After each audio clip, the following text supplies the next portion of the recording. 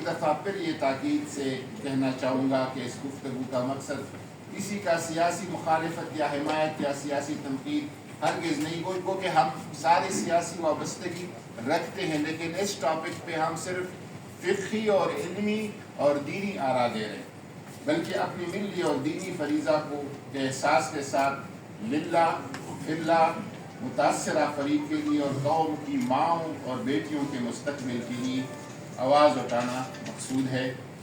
ہما علینا الا البلاغ۔ ہمارے ساتھ صاحبزادہ حامد رضا صاحب چیئرمین سنی اتحاد کونسل، جناب علامہ راجہ ناصر عباس صاحب چیئرمین مجلس وحدت المسلمین، جناب سید نسیم علی شاہ صاحب ممبر قومی اسمبلی فرام بنو، جناب پیر رفیق الحسن قریشی صاحب تشریف فرمائیں، جناب عارف اصغر چشتی صاحب اور اقبال بہشتی صاحب۔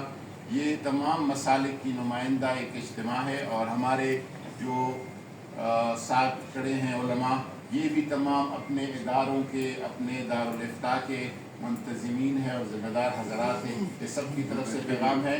جو نیچے ہمارے اقدامات تشریف لائے ان کا بھی شکریہ ادا کرتے ہیں۔